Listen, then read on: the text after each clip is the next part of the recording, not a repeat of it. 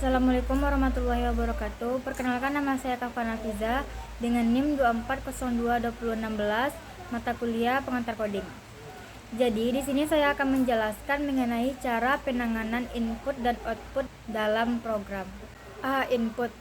Yang pertama, input dari keyboard. Yang pertama, fungsi input atau Python. Fungsi ini membaca input dari keyboard dan mengembalikan sebagai string. Yang kedua, fungsi scan. Fungsi ini membaca input dari keyboard dan menyimpannya ke dalam variabel yang ditentukan. Yang ketiga, fungsi sin. Fungsi ini membaca input dari keyboard dan menyimpannya ke dalam variabel yang ditentukan. Yang kedua, input dari file. Fungsi open. Fungsi ini membuka file untuk membaca data. Yang kedua, fungsi open. Fungsi ini membuka file untuk membaca data.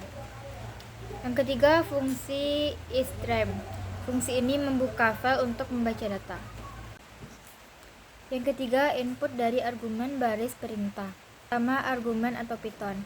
Argumen ini berisi daftar string yang diberikan sebagai argumen baris perintah. Yang kedua, argumen C++. Argumen ini berisi daftar string yang diberikan sebagai argumen baris perintah. B. Output. 1. Output ke layar. Fungsi print. Fungsi ini menampilkan teks ke layar. Yang kedua, fungsi print. Fungsi ini menampilkan teks ke layar dengan format yang ditentukan. Yang ketiga, fungsi code. Fungsi ini menampilkan teks ke layar. Yang kedua, output ke file. Yang pertama, fungsi open. Fungsi ini membuka file untuk menulis data. Yang kedua, fungsi open. Fungsi ini membuka file untuk menulis data. Yang ketiga, fungsi offstream atau C++. Fungsi ini membuka file untuk menulis data. Yang pertama, fungsi SYS atau shutdown atau Python. Fungsi ini mengarahkan output ke perangkat standar output atau biasanya layar.